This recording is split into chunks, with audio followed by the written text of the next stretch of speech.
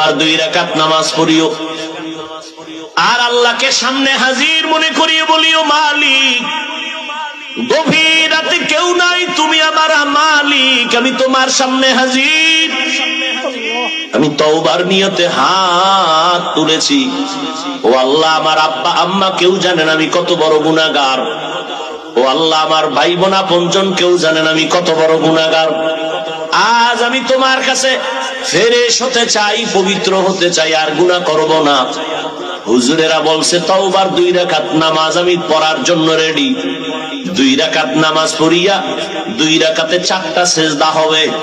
সেজদার মধ্যে যাইয়া প্রত্যেকটা সেজদায় এমনের নামাজের মতোই 2 রাকাত নামাজ, শুধু সেজদায় গিয়ে একটু ভিন্ন দোয়া।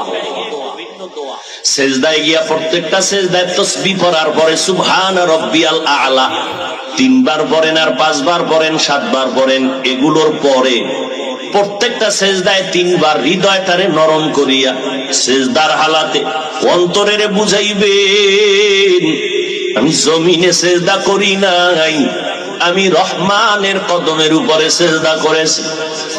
এই বলিয়া অন্তরকে যত পারেন নত করে দুর্বল করে বলবেন, ইয়া রব্বি গফিরলি, ইয়া রব্বি গফিরলি, ইয়া রব্বি গফিরলি 3 বার, প্রত্যেক সেজদায় 3 বার। অর্থ কি? হে আমার রব, আমারে মাফ করে দাও। আমার আজকে যদি অপরাধের খবর আমার মা বাবা আপনজন কেউ জানে, প্রকাশ্যে কিছু নাও বললেও মনে মনে ঘৃণা করবে, কিন্তু মালিক তুমি কত দয়ার মাওলা, আমার হাজার গুনাহটারে তুমি পর্দা দিয়ে আটকাইয়া রাখছো। আমার খানাও বন্ধ করো নাই, ঘুম বন্ধ করো নাই, সম্মানের চেয়ার থেকে আমারে ধাক্কা দিয়া ফালাইয়া দাও নাই।